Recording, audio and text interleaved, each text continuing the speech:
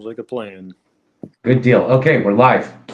So this is our Saturday 1.5 hour class where we're doing a deep dive into Jordan Peterson in the context of the third year course, or one of the options of the third year course, which is in the context of Nietzsche and Zarathustra. And we finished the first video, and then we did a class with about 100 slides going into all the stuff he talked about in that first video as a recap. And then we got into the second video, and we've just completed the second video, but the slides are not yet ready. So what we're going to do today is we're going to jump into the third video. So I'll get the slides finished, and then we'll be able to recap and go over all the details that he talked about in the second video. But today we'll do our normal of starting the third video. We'll probably watch about 45 minutes of it as usual, and we'll pause and have commentary and discussion. And then we'll do our after show, and we'll wrap it up in an hour and a half like before. So let's see what we have here. All right. Let's put this on stage instead. There we go. We're starting the third video.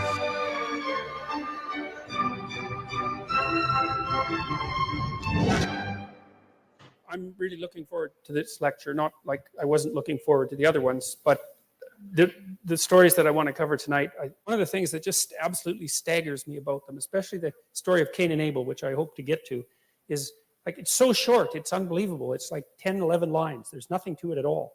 And I've found that it's essentially inexhaustible in its capacity to reveal meaning. And I don't exactly know what to make of that. I mean, I think, because I said I was going to take as rational an approach to this issue as I possibly could. I think it has something to do with this intense process of condensation across very long periods of time. That's the simplest explanation. But I'll tell you, the information in there is so densely packed that it really is, it's not that easy to come up with an explanation for that.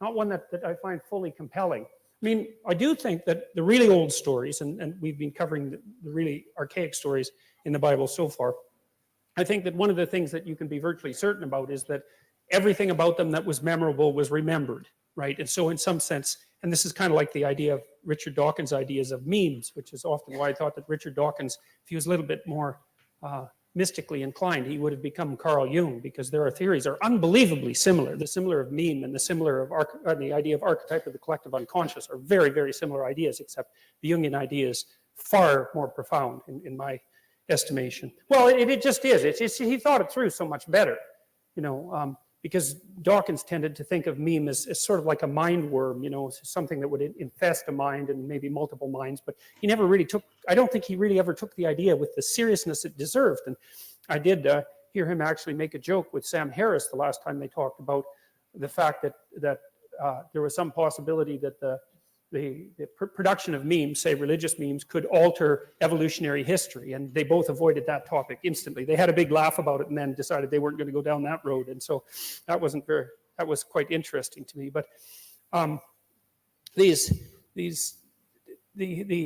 density of these stories, I do really think still is a mystery. It certainly has something to do with their impossibility to be forgotten. And that's actually something that could be tested empirically. I don't know if anybody has ever done that, because you could tell naive people two stories even equal length, right? One that had an archetypal theme and the other that didn't, and then wait 3 months and see which ones people remembered better. It'd be a relatively straightforward thing to test. I haven't tested it, but maybe I will at some point. But anyways, that's all to say that I'm very excited about this lecture, because I get an opportunity to go over the story of Adam and Eve and the story of Cain and Abel, and I hope we manage both of those today, and maybe we'll get to the story of Noah. All right, so in the context, this is a really fun third video, because I think he actually takes 3 videos to get into the stories that he's looking to get into. So I don't think he's going to get to Cain and Abel on this one. But in the last video, we wrapped up with Genesis 2, 1 through 3. So he had finished the creation and sort of the blessing of all the creatures, be fruitful and multiply and all of that. And we'll have a chance to recap everything that we've gone over in the last 5 or 6 videos where we watched his approach that he talked about in the first video. But this ended up being titled God and the Hierarchy of Authority, because it takes about 3 videos and we spend a lot of time sort of trying to figure out his approach and sort of his conception of the cosmos and all of that. And there's an awful lot that's added in the second video to that. But as a psychologist, he has an emphasis on this lens of consciousness and what the story, even if it means more than that, what it means in that context. And he spends about 3 videos here. I think this is the third one, trying to talk about narratively what this concept of God in the mythopoetry really means. And I think that's I don't think he's going to get to what he just said he wants to get to today, which is totally fine. But we're going to get more into that. So let's see. The Tower of Babel as well, but I wouldn't count on it. Not at the rate we've been not at the rate we've been progressing. But that's okay. That's no problem. There's no sense rushing this. All right, so we're going to go before we do that, I want to finish my discussion of the idea of the psychological significance of the idea of God. And I've been thinking about this a lot more, because of course this lecture series gives me the opportunity and the necessity to continue to think. And it certainly is the case. So the hypothesis that I've been developing with the Trinitarian idea is something like that the Trinitarian idea is the earliest emergence in image of the idea that there has to be an underlying cognitive structure that gives rise to consciousness, as well as consciousness itself. And so what I was suggesting was that the idea of God the Father is something akin to the idea of the a priori structure that gives rise to consciousness. That's an inbuilt part of us, so that's our structure. You could think about that as something that's been produced over a vast evolutionary time span, and I don't think that's completely out of keeping with the ideas that are laid forth in Genesis 1, at least if you think about them from a metaphorical perspective. And it's hard to read. So if we recap a little bit from what he spent a lot of time talking about this in the last video. So just to remind us of where he is on this, he's talking about the psychological significance, right? So there's a qualifier, right? So he's not saying all of the idea of God means just this. However, what he's saying is, all right, so the idea of God as it's discussed in the narrative of Genesis and this creation myth it means a lot. Well, let's look at one thin sliver of what it means. What's the psychological significance of it? And we'll have a lot of slides to go over when we recap what we finished with video 2. But one of the ideas is that God is calling things into being. He's looking at the potential. He's saying, let it be this way, and things are emerging, and then he's naming them, right? So there's this God the Father, there's this chaotic potentiality, and then there's a communication between the two, and we talked about that in the first video, is the 3 parts that he says from his investigations are at the basis of every creation myth. And then he says, okay, so what is it like psychologically to be an individual, and what is it like psychologically to be a species like ours? He says, well, the way we made the world that we have is we went out into the chaotic unknown that we didn't understand, where the predators were and where anything could be, because we don't understand it. But we had attention and we faced it, and we named things. And the things exist before you name them, but they also don't exist before they name them, because they don't exist to you. And we say, okay, we'll get back into the existentialism and the phenomenology and all of that, and say, well, okay, if they don't exist to me, what do they exist to? They exist to the rock, right? So this brings up his other idea of the constitutive role that consciousness might be playing in the world, at least the world that we have, and the world that we can create, and the world that we can be a part of. So there's this idea, well, the rocks don't care what you think. And he says, well, what does it matter? The rocks don't think. Who cares what the rocks don't think about what I think? My consciousness is still a part of this cosmos, and it could be playing a more significant role in being than we think. And now he's talking about the a priori structures that are sewn into your ability to think. And so it's like, okay, there's this divine agency that is bringing something to the potential chaos, the potentiality, the chaotic potential, and is giving it a form that's livable, that's habitable, as he likes to say. He says, okay, well, we're created in his image, and the mirror image of that, or one of the shadows of that, is the fact that we went forward into a world that we did not understand. We didn't have dominion over it. It could prey on us, and our species approached that darkness and that chaos and turned it into things that we could provide a structure for, right? So he talks about paradiso, right? The walled garden, the paradise. He says, okay, well, we want to be in paradise, or we're all sort of in it or away from it, but in relationship to how our proximity to it in one way or another. And what that means is that there's some order that's being invested into all of the bubbling potentiality of anything can happen. And so he talks about that when it comes to betrayal of an individual and how you can be thrown back into that chaos. And he spends a lot of time saying, like, look, you're standing on ice, and if it cracks and now you're in an ocean where you don't know which way is up. Why? Because that's one of the things that makes up all of being. And the story is saying that's one of the things that makes up all of being, right? So he's looking at the story and he's saying, wait a minute, the story is telling me whatever I am, whatever the earth is and the plants that grow on it and the fish in the sea, all of this is coming from a chaotic bubbling potential that's underneath the, underneath the waves, or underneath the surface of the ice or the land or whatever. And that's a part of who we are. And the other part of who we are is the infusion of a divine great beingness, right? So because potentiality is not being, it's trying to be that. So it's not actual yet. But the great I am is being qua being, right? It's just beingness. And so, as Descartes said, we exist in the mean between being and non-being. We exist on the line of Socrates between the ultimately real thing and the shadows and the imitations, as he would put it, of stuff that is, what should we say? I don't know if let's not worry about shoehorning to see if there's too much agreement there with Socrates. But we exist in between these two extremes. And so he looks at it psychologically and he says, and so for an individual who's betrayed, or for our species that's going out to make sense of the world, it does seem like an accurate way of describing what it's like to be in the world, to say that there is a communicative and interested divine beingness that is infusing and making possible a habitable order out of an infinite potentiality. Okay, so that's just a brief recap. We'll have a chance to recap the second video in greater detail with a lot of slides. I think we've got 124 right now, at least. So we'll have a chance to do that next time. The slides aren't ready for us to do. That's normally what we would have done since we finished the second video.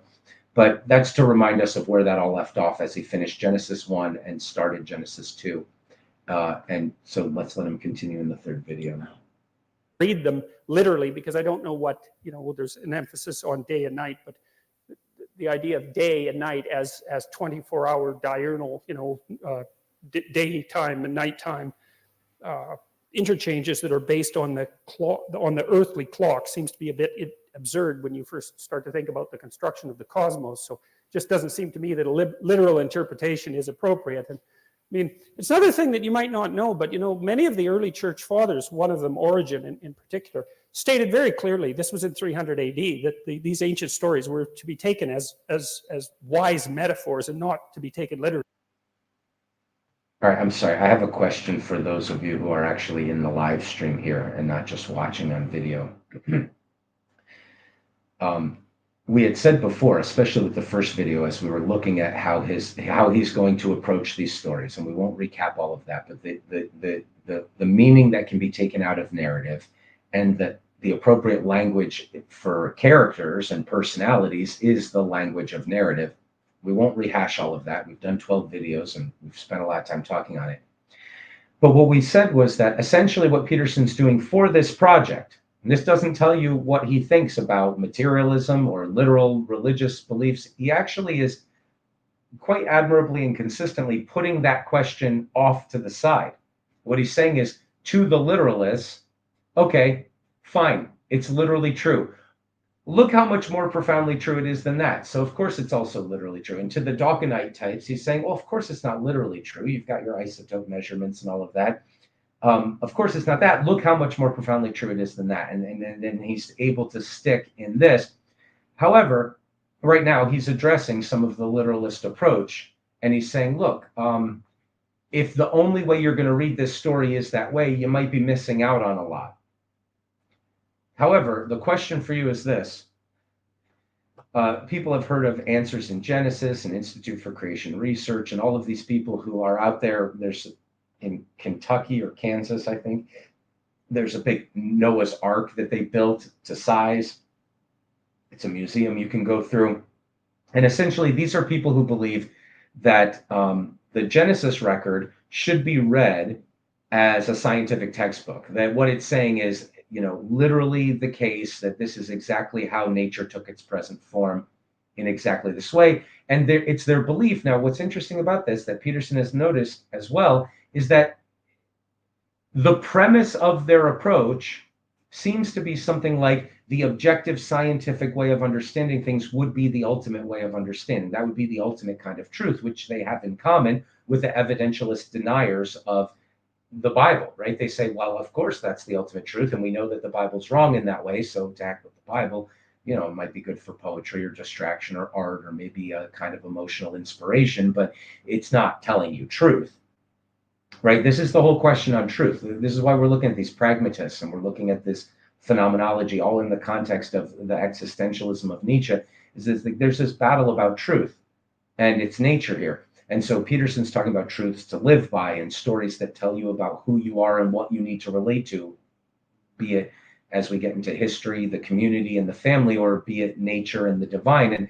And in Egypt and in Greece and in Mesopotamia and all of the mythopoetic stories, it's depicted as other personalities because it's answering the question, how do you relate to nature? How do you relate to the divine? And it's a relational question. So it's using narrative and character, because that's characterological, to give you truths to live by in that context.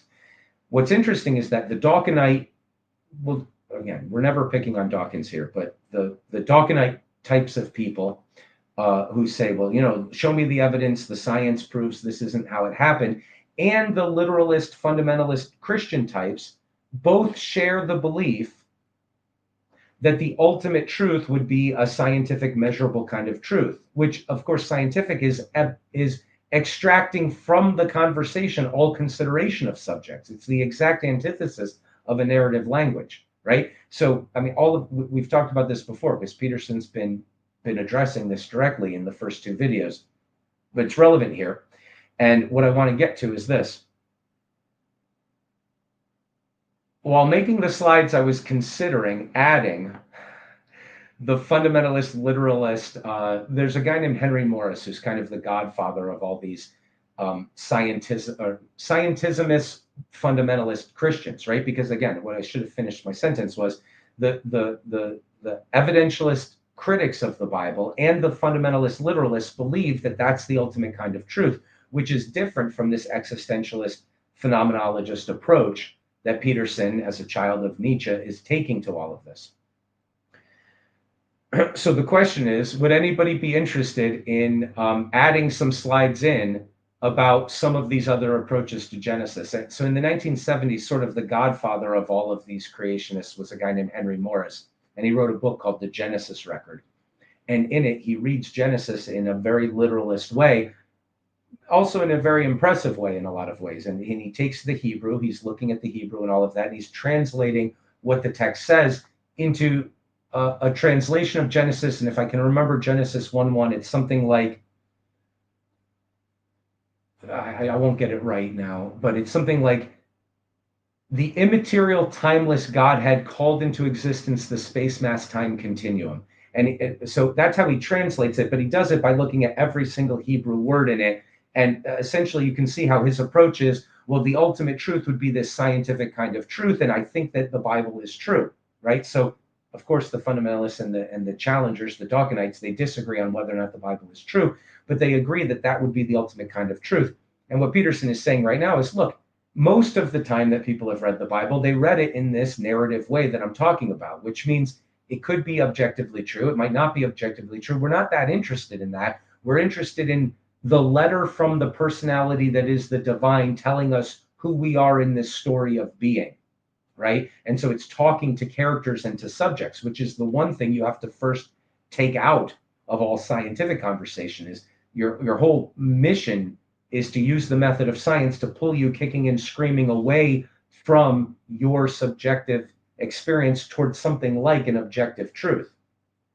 These phenomenologists are saying, well, now hold on a second.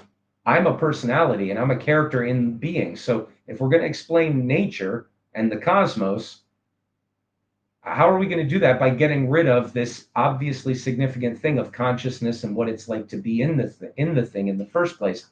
And we've seen that, the scientists are discovering lately that the act of observing disturbs the observed. And so there might be a limit to how well that method can help you get to ultimate truths, because you just can't really take out the observer from the thing that you're trying to observe. In any event, we won't have to go into all that again. We've done 12 videos where Peterson's done a great job talking about this and where we've analyzed that. But is anybody here interested in adding some other approaches to Genesis? I mean, we're going to definitely be focusing on Peterson's approach, but it might be helpful to see the distinction between, I don't know. I'm thinking about adding those in. So send me a message, guys, in the private chat here regarding what you think about that. And it could be interesting. All right. Like the idea that the people who established Christianity, for example, were all the sorts of people who were biblical literalists. It's just absolutely historically wrong. I mean, some of them were, and some of them still are. That's not the point. Many of them weren't, and it's not like people who lived 2,000 years ago were stupid by any stretch of the imagination. And so they were perfectly capable of understanding what constituted something approximating a metaphor, and also knew that fiction, in some sense, considered as an abstraction, could tell you truths that nonfiction wasn't able to get at, unless you think that fiction is only for entertainment. And I think that's a big mistake to think that. So, all right, so here we go. So, yes, so with regards to the idea of God the Father, so the idea is that in order to make sense out of the world, you have to have an a priori cognitive structure. And that was something that Immanuel Kant, as I said last time, put forward as an argument against the idea that all of the information that we acquire during our lifetime is a consequence of incoming sense data. And the reason that Kant objected to that, and he was absolutely right about this, is that you can't make sense of sense data without an a priori structure. You can't extract from sense data the structure that enables you to make sense of sense data. It's not possible. And that's really been demonstrated, I would say, beyond a shadow of a doubt, since the 1960s. And the best demonstration of that was actually the initial failure of artificial intelligence. Because when the AI people started promising that we would have fully functional and autonomous robots and artificial intelligence back in the 1960s, what they didn't understand, and what stalled them terribly until about the early 1990s, was that it was almost that the problem of perception was a much deeper problem than anybody ever recognized. Because like when you look out at the world, you just see, well, look, there's objects out there. And by the way, you don't see objects. You see. Hey, Savad, we're doing the philosophy of mind thing on Thursdays, and we know we've got a whole section on AI. It goes way back before the 1960s. It's actually, human beings have thought they were 20 years away from robot machines that think like people for centuries. And studying that whole history of why that's been so frustrated. I mean, it's been wild. We're going to be looking at huge projects from the early 1900s of moving forward. And in the 1960s, okay, well, what if we just took a bunch of grad students and had them do nothing but type in all possible associations between words, and we'll have a huge database, and then we can use that as something that the intelligence can use. It's like the frustrations of trying to make AI work and understanding why it fails is really insightful when it comes to the philosophy of mind and figuring out what sort of things are we in the first place. And what Peterson's going to emphasize here is that you kind of have to be embodied. You have to be in the game, and there has to, well, let's not talk. Let's not talk about what it would take to make AI work, because I don't want it to work any faster than it is. So. Tools, just so you know, in the neurobiology, that's quite clear. You don't see objects and infer utility. You see useful things and infer object. So it's actually the reverse of what people generally think. But the point is that regardless of whether you see objects or useful things. When you look at the world, you just see it and you think, well, seeing is easy because there the things are, and all you have to do is like, turn your head and they appear. And that's just so wrong that it's almost impossible to overstate.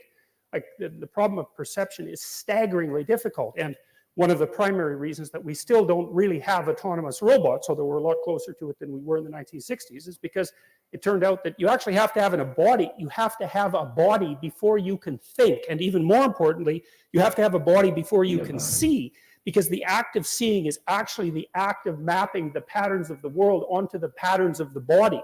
It's not things are out there, you see them, then you think about them, then you evaluate them, then you decide to act on them, and then you act. I mean, that you could call that a folk idea of psychological processing or perception. That is not how it works. Like your eyes, for example, one of the things they do is map right onto your spinal cord, for example. They map right onto your emotional system. So it's actually possible, for example, for people to be blind and still be able to detect facial expressions, which is to say for someone who's cortically blind, so they've had their visual cortex destroyed often by a stroke, they'll tell you that they can't see anything, but they can guess which hand you put up if you ask them to, and if you flash them pictures of angry or fearful faces, they show skin conductance responses to the more emotion-laden faces, and it's because, imagine that the world is made out of patterns, which it is, then imagine that those patterns are transmitted to you electromagnetically, through light, and then imagine that the pattern is duplicated on the retina, and then that pattern is propagated along the optic nerve, and then the pattern is distributed throughout your brain, and some of that pattern makes up what you call conscious vision, but other parts of it just activate your body. And so, for example, when I look at this, whatever it is, bottle, that's the word. When I look at it, especially with intent in mind, as soon as I look at it, the pattern of the bottle activates the gripping mechanism of my hand, and part of the action of the act of perception is to adjust my bodily posture, including my hand grip, to be of the optimal size to pick that up. And it's not that I see the bottle and then think about how to move my hand. That's too slow. It's that I use my motor cortex to perceive the bottle, and that's actually somewhat independent of actually seeing the bottle as a conscious experience. So anyways, the reason that I'm telling you that all of that, and there's much more about that can be told. Rodney Brooks, he's someone to know about. He's a robotics engineer who worked in the 1990s, and he invented the Roomba, among many other things. He's a real genius, that guy. And Brooks was one of the first people to... Okay, let's add a little bit to this. I can't remember, I was trying to look it up. I can't remember right now if this was a real experiment or a thought experiment. I think it was a real experiment. I just looked up some similar experiments that psychologists and neuroscientists have done with poor cats. Imagine this. Imagine two kittens are born, and you put them both in a harness, and you connect them together over a spinning wheel, so that wherever the one cat walks, the other cat has to walk. Except that you harness the one cat so that it doesn't have the use of its legs. It's just its face is moving around, and then you let the cats live. And the one cat walks around and gets food and does things, and the other cat has just as much visual input, right? Just as much visual input for both of the cats, because every time the one cat moves, the other cat is getting new visual input. If you let the cats mature that way a little while, and then you let them out of the harness, the one cat walks around the world and navigates the world just fine. The other cat can't move. It doesn't know that it's about to bump into something, and it just walks into things. It doesn't know how to navigate the world. So just having the visual input doesn't tell you that you're looking at objects. They've had just as much visual input as each other. What the one cat hasn't done is map onto its body what those visual inputs represent. So it doesn't have a world. There was a gentleman who was blind who had a cure for his blindness. So it was I think it was a problem with his retinas or something, and the cure was developed, and he wasn't able to tell where one object ended and another began. And you think it's so easy. You look, you say, oh, there's the curb. I'll just step up onto the curb. But if all you had was the light coming into your eyes and nothing else, you're not actually able to see the objects. The objects aren't really there for you to see. Everything you're seeing is on like a two-dimensional screen of your retina, right? That doesn't give you three-dimensional understanding of the world. Another experiment that comes to mind is oh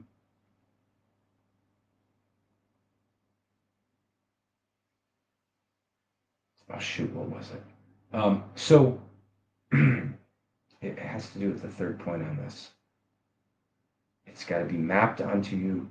Well, Peterson talks about how the neurons in your hand get ready to grip a cup the moment you see the cup. It's like your knowledge of the thing is sort of mapped onto your body. But what was it I was going to say about the screens? There's been a lot of these experiments to try to figure out what it is. So, because otherwise you just say, well, let's put a camera on a computer program and a robot, and then it'll be able to move. Oh, the other set of experiments is this, because he mentioned this too, and this is a different idea, which is the a priori structure, which is brought to the experiences. So child psychology, and we can look up some videos on this. It's really quite interesting how they set up the experiments. They'll let a baby crawl towards what looks like a ledge, and then the baby will act as if, hey, I don't want to fall off that ledge. There's actually quite a, I tell you what, since I didn't do any of the gathering of this, we'll continue with this, but I'll gather a bunch of those different experiments with the cats and the babies and people with injuries, and we'll get a chance to look at that. But what he's talking about here is that you have to be an agent in the world, and there have to be consequences for you in order for any of the sense perceptions that you have of the world to be translated, partly with the structures you already bring to it. And for him, the psychological significance of the divine in these stories is something like that a priori structure. It's not explicable how you have it because you don't get it from experience. You just sort of come to, let's see, what's another example of this? Noam Chomsky's whole body of work on linguistics. What he says is, here's what he says. He says, you put a baby in a high chair, and the baby lives for a couple of years, and the baby moves around, and things get knocked over, and people hand the baby things, and the baby is just gathering data about the world. What the baby doesn't do is look at you as it starts to learn how to speak in the toddler age and say, I think the sum of the forces on any object is equal to its mass times its acceleration.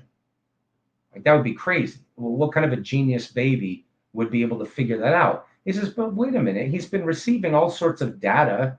It's not even perfect data about the physical world. It'd be a crazy baby that could do that. And then he says, but look at the baby again. The baby's been listening to people talk.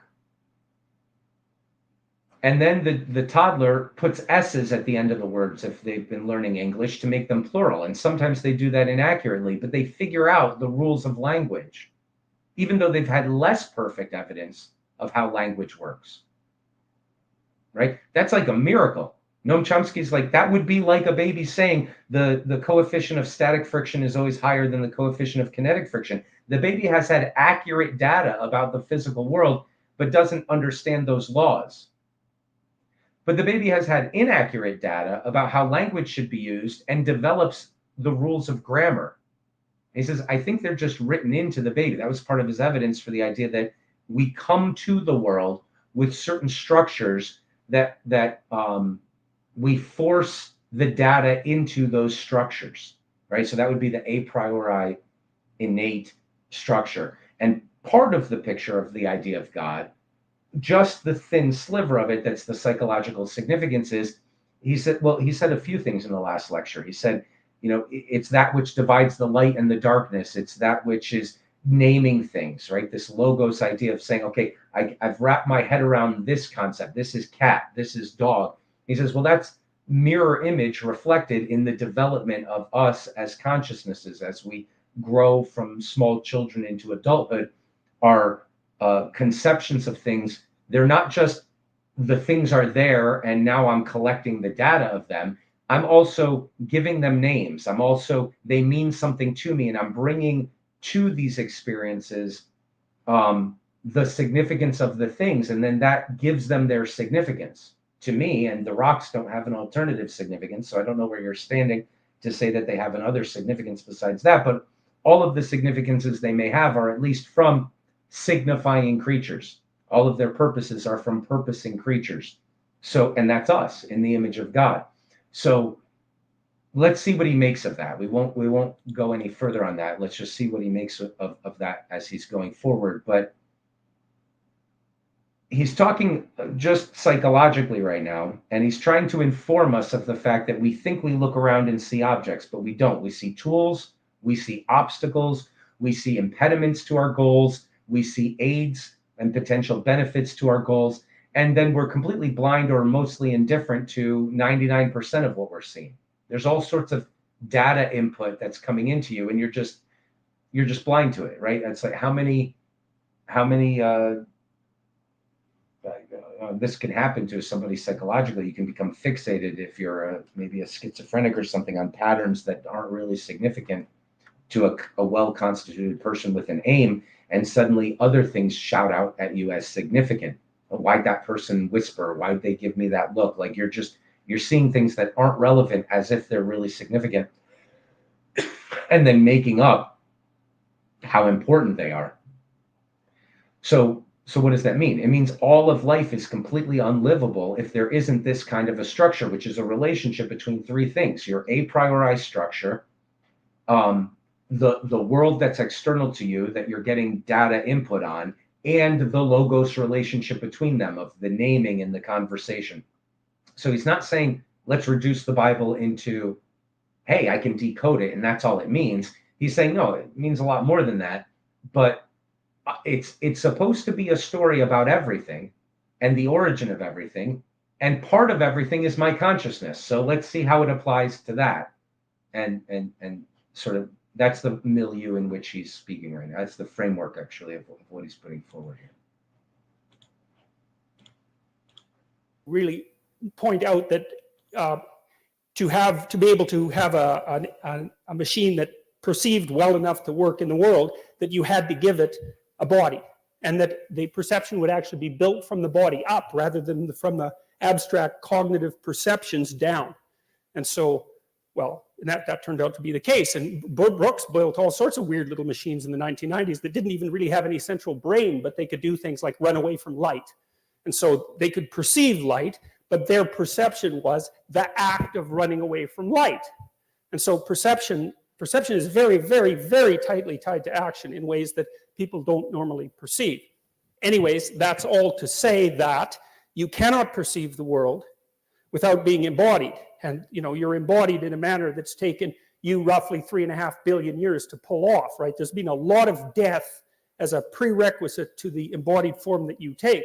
And so it's taken all that trial and error to produce something like you that can interact with the complexity of the world well enough to last the relatively paltry 80 or so years that you can last. And so I think about that as, and this may be wrong, but I think it's a useful, at least it's a useful hypothesis. I think the idea of God the Father is something like the birth of the idea that there has to be an internal structure that out of which consciousness itself arises that gives form to things. And well, and if that's the case, and perhaps it's not, but if it's the case, it's certainly reflection. It's a reflection of the kind of factual truth that I've been describing now. And then, like I also mentioned, that I kind of see the idea of both the Holy Spirit and also of Christ, and most specifically of Christ in the form of the Word, as the active consciousness that structure produces and uses, not only to formulate the world, because we formulate the world, at least the world that we experience, we formulate, but also to change and modify that world, because there's absolutely no doubt that we do that, partly with our bodies, which are optimally evolved to do that, which is why we have hands, unlike dolphins that have, very large brains like us, but can't really change the world. We're really adapted and evolved to change the world, and our speech is really an extension of our ability to use our hands. So the speech systems that we use are very well-developed motor, very well-developed motor skill. And generally speaking, your dominant linguistic hemisphere is the same as your dominant hand. And people talk with their hands, like me, as you may have noticed. And we use sign language, and there's a tight relationship between the use of the hand and the use of language. And that's partly because language is a productive force, and the hand is part of what changes the world. And so all those things are tied together in a very, very complex way with this a priori structure, and also with the embodied structure. And I also think that's part of the reason why classical Christianity puts such an emphasis not only on the divinity of the spirit, but also on the divinity of the body, which is a harder thing to grapple with. It's easier for people to think, if you think in religious terms at all, that you have some sort of transcendent spirit that's somehow detached from the body that might have some life after death, something like that. But the Christianity in particular really insists on the divinity of the body. So the idea is that there's an underlying structure that's got this quasi-patriarchal nature, partly because it's for complex reasons, but partly because it's a reflection of the social structure as well as other things. And then that uses consciousness in the form particularly of language, but most particularly in the form of truthful language in order to produce the world in a manner that's good. And I think that's a walloping, powerful, powerful idea, especially the relationship between the idea that it's truthful speech that gives rise to the good, because that's a really fundamental moral claim. And I think that's a tough one to beat, man, because one of the things I've really noticed is, and it isn't just me, that's for sure, is that, there's a lot of tragedy in life. There's no doubt about that. And lots of people that I see, for example, in my clinical practice are laid low by the tragedy of life. But I also see very, very frequently that people get tangled up in deceit, in webs of deceit that are often multiple generations long, and that just takes them out. And so deceit can produce extraordinary levels of suffering that last for very, very long periods of time.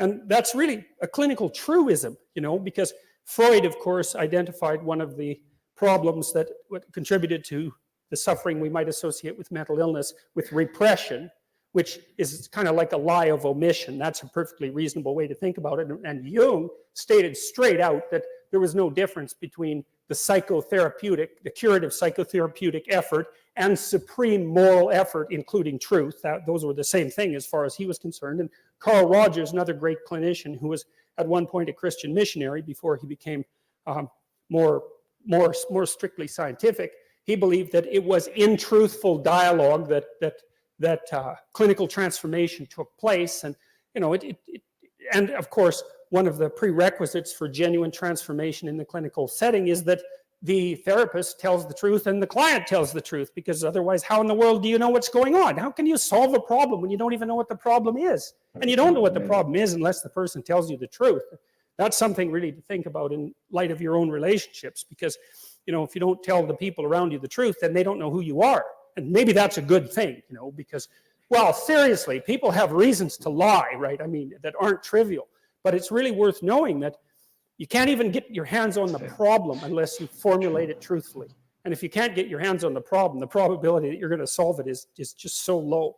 And so then I've been thinking about as well, this idea has become more credible to me the longer I've developed it, the longer I've thought about it. The idea that there's, I'll go back. It's partly the idea that, well, let me figure out how to start this properly. Friend of mine, business partner, and a guy that I've written scientific papers with, very smart guy, took me to task, and I think I told you this a little bit, about using the term dominance hierarchy, which might be fine for like chimpanzees and for... Okay. I think what I want to do here really quickly is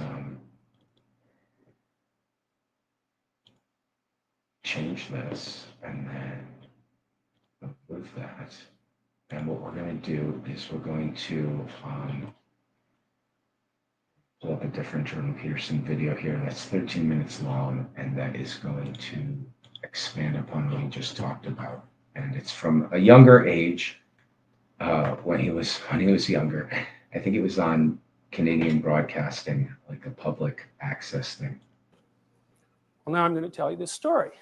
It's written for 4-year-old kids. But I want you to take a look at it for a moment from a different perspective and see if you can imagine exactly what it is that it's saying.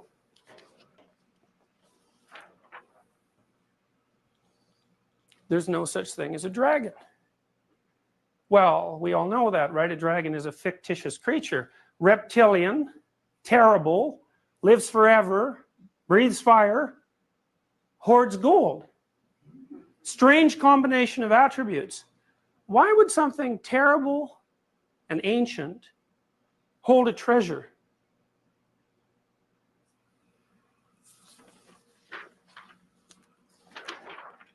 Billy Bixby was rather surprised when he woke up one morning and found a dragon in his room. It was a small dragon about the size of a kitten. The dragon wagged its tail happily when Billy patted its head. It's interesting, you know, in Chinese mythology, the dragon is a positive figure. In European mythology, the dragon is something to face in combat and destroy, or something to face in combat and build something out of the pieces left over from the dragon.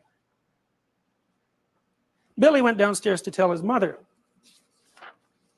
There's no such thing as a dragon, said Billy's mother. And she said it like she meant it. Remember once my daughter had a nightmare. She was about 4. This was at the time when she first started to notice graffiti and litter. And both graffiti and litter bothered her. She couldn't understand the motivations behind the graffiti artist. And she didn't like the fact that there was litter cluttering up the world's order. And the reason she got sensitive to that as a child was because children are really, really dependent on order, right? I mean, and the reason for that is that their realm of competence is rather restricted. So they don't like to see things messed up. So little kids, for example, they're not happy with you if you play a game with them and then mess around with the rules of the game. They don't like that at all. They think that that's immoral activity to shake up the structure of the game.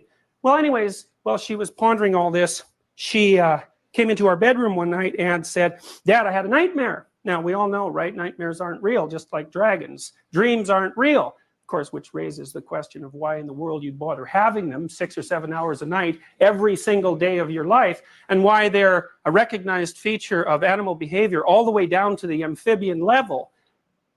She said, "I dreamt that there was a clear flowing stream, but in the stream there was all sorts of garbage, and it scared me and bothered me so much I woke up." So I told her, "Look, close your eyes and imagine the stream. It's full of garbage. What should you do about it?" She said, "Well, I should take the garbage out of the stream." I said, "All right, so picture the stream, picture yourself cleaning the garbage out of it." She calmed down and went back to sleep. Why? Well, because dreams concentrate on threat. We know that. They present threats to you, threats you haven't been able to deal with well. There's a part of your brain that tracks threats, and it's not really all that smart in some ways. All it does is say, look, here's a problem. And it's waiting for the rest of your brain to conjure up some solution to that problem.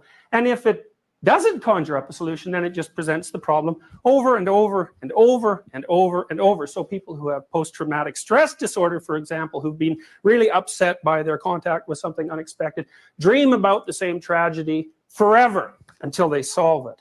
And they solve it by facing it and living it over and over. Voluntarily. So you might think right off the bat from listening to that little story that suggesting to your 4-year-old daughter who's just had a nightmare that her fears aren't real and that the dream representation of them isn't real because it's not tangible like a table might not really be the best approach to the problem.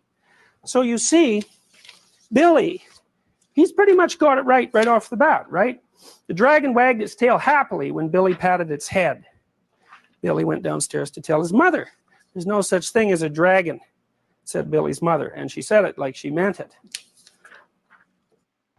Have you ever noticed how much of society is full of people who are demanding that you not see what's true? So there's a dragon in this house. Now, the next thing you might wonder is, how often have you actually gone into a house where there's a dragon? My guess is if you don't take this particularly specifically and allow yourself to use your imagination and to think metaphorically for a moment, you've all encountered dozens of houses that were filled right to the rafters with various dragons, all of which were being studiously ignored by the people who inhabited the house. Billy went back to his room and began to dress. The dragon came close to Billy in a friendly manner and wagged its tail, but Billy didn't pat it. If there's no such thing as something, it's silly to pat it on the head. Billy washed his face and hands and went down to breakfast. The dragon went along. It was bigger now, almost the size of a dog. Billy sat down at the table. The dragon sat down on the table. This sort of thing was not usually permitted, but there wasn't much Billy's mother could do about it. She'd already said there was no such thing as a dragon. And if there's no such thing, you can't tell it to get down off the table. Sometimes I sit with friends of mine who have very young children to eat, say. And the children, 2 or 3 years old, don't sit at the table, they sit on the table, or they run around the table, or they run around the table and pull things off the table, or they run around the house and pull things off all the shelves in the house and keep their parents so busy chasing them around that they have no time whatsoever to interact as adults. Well, you have to wonder under those circumstances whether you're dealing with a child or a dragon, so to speak. And you also might wonder whether or not the dragon is large and unruly, precisely because the parents are completely unwilling to admit that it actually exists. Mother made some pancakes for Billy, but the dragon ate them all. Mother made some more, but the dragon ate those too. Mother kept making pancakes until she ran out of batter. Billy only got one of them, but he said that's all he really wanted anyway. One time, an acquaintance of ours in Boston brought their son over to be babysat at our house, and his nanny had just been in a car accident, so he was being shunted from house to house while his parents went off to work. And he didn't have a very good reputation, this kid. He was about 4. And he came over to our house and with his mother in the morning, and she dropped him off and she said, well, he probably won't eat all day, but that's all right. And I thought, no, he's 4. If he doesn't eat all day, that's not all right, right? Because kids, if they don't eat, they're basically horrible, right? If they don't sleep and they don't eat, they're horrible. So it isn't all right that he doesn't eat. So then you think, well, maybe there's some sort of dragon associated with this child that happens to be interfering perhaps with his ability to eat. So I came back at noon. My wife had taken care of the children that day, and I walked in the house, and the other 4 or 5 kids that we had in the house were off playing, and this little kid was standing in the corner, like really isolated and looking, you know, upset fundamentally. So I went over and I poked him a bunch, because generally if you poke a kid a little bit, you know, well, they'll go like this, you know, they'll sort of back off, but sooner or later you can crack them and they'll smile and then they'll play. Not this kid, boy, there's no bloody way he's going to play with me. And that was that. Like, he'd already learned that adults should either be ignored or that they were trouble. And he wasn't going to let any adult into his little world. So there was absolutely a dragon associated with that little boy, and it was eating all his pancakes. Billy went upstairs to brush his teeth. Mother started clearing the table. The dragon, who was quite as big as Mother by this time, made himself comfortable on the hall rug and went to sleep. I really like this one. By the time Billy came back downstairs, the dragon had grown so much he filled the hall. Billy had to go around by way of the living room to get to where his mother was. I didn't know dragons grew so fast, said Billy. There's no such thing as a dragon, said Mother firmly. Cleaning the downstairs took Mother all morning. What with the dragon in the way and having to climb in and out of windows to get from room to room. So, you know, you think back in your own experience when you've gone to a house where there's a dragon hiding underneath the living room rug and nobody's saying anything about it. And then you think, how long does it take to get something absolutely simple done in a house that's absolutely jammed to the rafters with unfinished business? Forever, right? Organizing people in a household like that, to even do something as simple as go out for breakfast in the morning, or even perhaps to make a meal, is virtually impossible. Why? Well, because there's something going on in the household that has been studiously ignored for a very long time and has grown so large as a consequence that it occupies the whole domain. By noon, the dragon filled the house. Its head hung out the front door, its tail hung out the back door, and there wasn't a room in the house that didn't have some part of the dragon in it.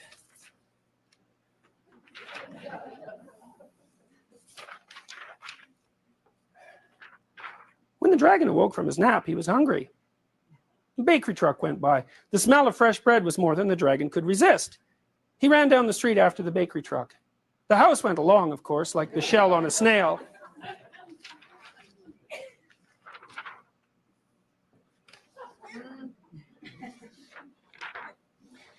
The mailman was just coming up the path with some mail for the Bixbys when their house rushed past him and headed down the street. He chased the Bixby's house for a few blocks, but he couldn't catch it.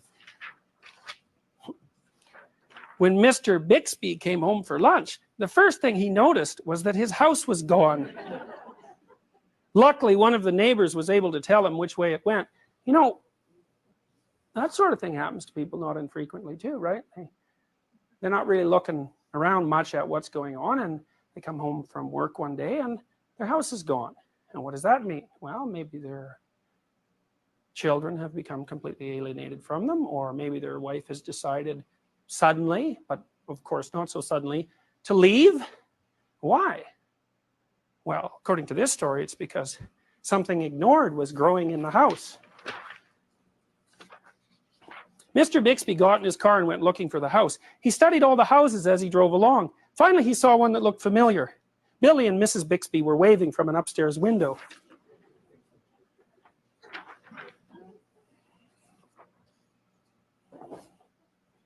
You know, in the 1890s in India, when a house was being built, the local priest, equivalent to the priest, would come by to set the foundation stone. And when he set the foundation stone, he'd take a big spike and drove it into the ground. And the reason he drove it into the ground at the place where the foundation was going to be laid was to keep the great dragon that is underneath the earth firmly pinned down by its head so it couldn't move and shake the house to bits. And what does that mean? Well, it means the same thing that's meant in the New Testament when you're told not to build your house on a foundation of sand, right? It doesn't matter how good the house is or how well constructed it is or how rich it is. If the foundation is made out of sand or if it rests on top of a dragon, there's nothing in that household that's ever going to be accomplished that's positive. And the wealthy display that the house might consist of is nothing but a sham. Mr. Bixby climbed over the dragon's head onto the porch roof and through the upstairs window. How did this happen? Mr. Bixby asked. It was the dragon, said Billy. There's no such thing, Mother started to say. There is a dragon, Billy insisted, a very big dragon. And Billy patted the dragon on the head.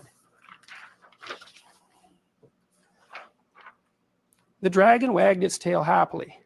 Then, even faster than it had grown, the dragon started getting smaller. Soon it was kitten size again. I don't mind dragons this size, said Mother.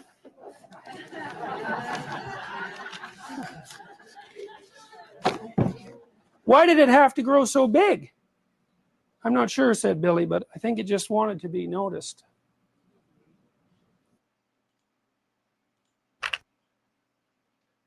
If you're willing to look at the thing which is most terrifying to you and face the truth, it might just shrink down to a manageable size and become a beneficial part of what makes you up as you move forward and try to make sense of being and try to get from point A to point B. If you choose to ignore it and pay no attention to it and try to pretend it's not there, it'll become everything. It'll devastate everything, and it'll make everything impossible.